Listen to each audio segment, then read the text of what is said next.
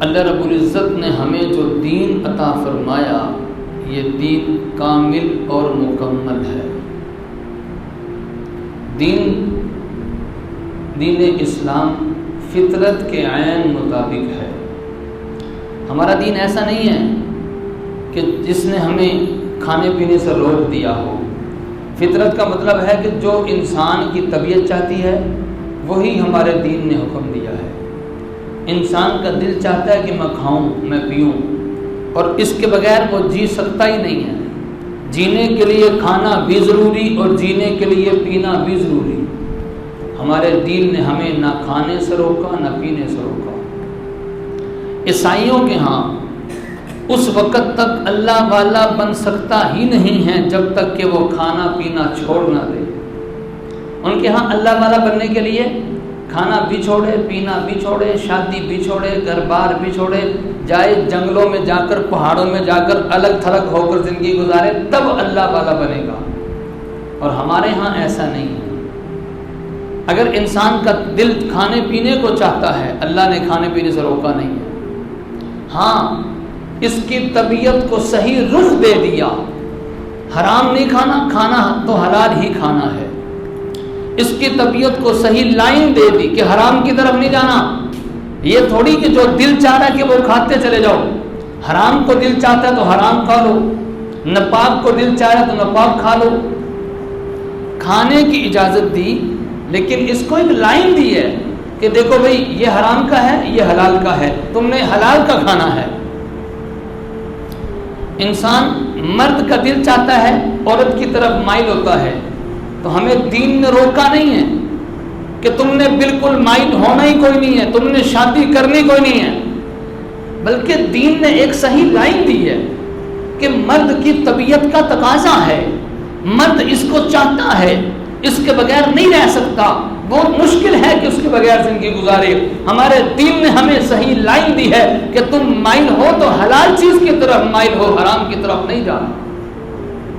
تو ہمارا دین ایسا نہیں ہے کہ جو ہماری طبیعت کے خلاف ہمیں حکم دے، ہمارے مزاج کے خلاف ہمیں حکم دے۔ انسان کی طبیعت کھانے پینے کو چاہتی ہے، ہمارے دین نے تو حکم دیا ہے کلو واشربو، کھاؤ بھی اور پیو بھی۔ مرد کی طبیعت عورت کی طرف مائل ہونا چاہتی ہے، شریعت نے حکم دے دیا ہے کہ تم نکاح بھی کرو۔ تو ہمارا دین اسلام فطرت کے عین مطابق ہے۔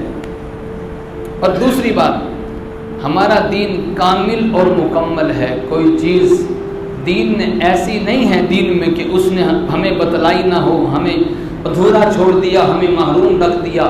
ہمیں ایک ایک چیز بتلائی ہے۔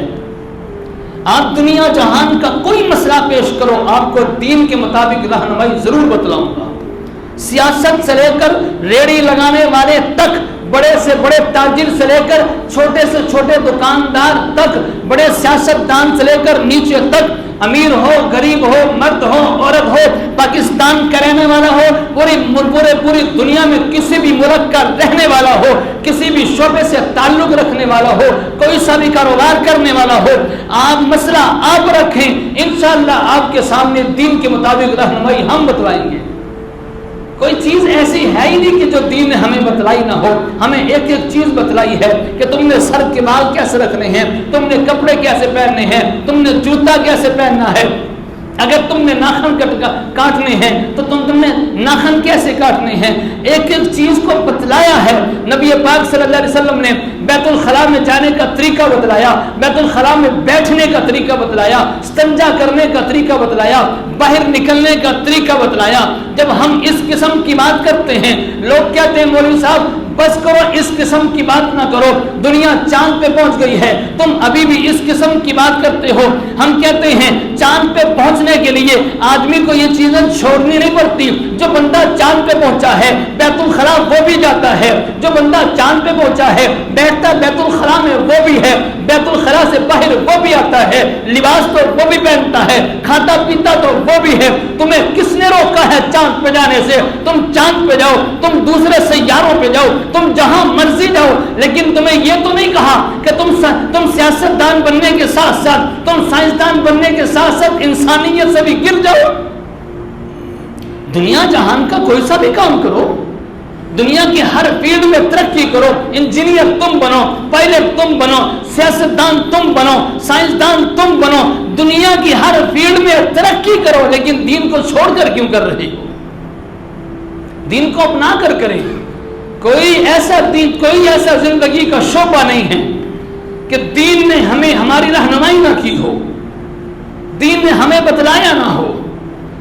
صحابہ کرام کو نبی پاک صلی اللہ علیہ وسلم بیت الخلاء میں جانے کا طریقہ بتلاتے، واپس آنے کا طریقہ بتلاتے۔ کافروں نے اعتراض کیا تمہارا نبی کیسا ہے جو تمہیں چھوٹی چھوٹی باتیں بتلاتا ہے؟ جانا ایسے ہے، واپسی ایسے آنا ہے، تمہیں چھوٹی چھوٹی باتیں بتلاتا ہے، بھلا یہ بھی کوئی بتلانے والی بات ہے؟ کیسا تمہارا نبی ہے؟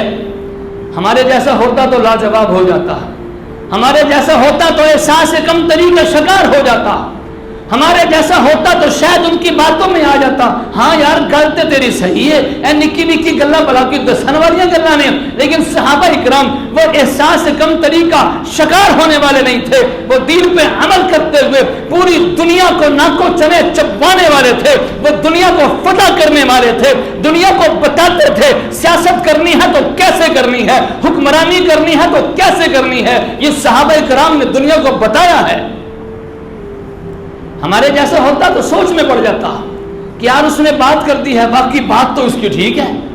ہم مسلمان کسی سے مرعوب ہونے والے نہیں ہیں، ہمارے پاس ہمارے پیغمبر کا پیارا طریقہ ہے، ہمارے پاس پیارے پیغمبر کی پیاری تہذیب ہے، ہم کسی کا تھوکا چاٹنے والے نہیں۔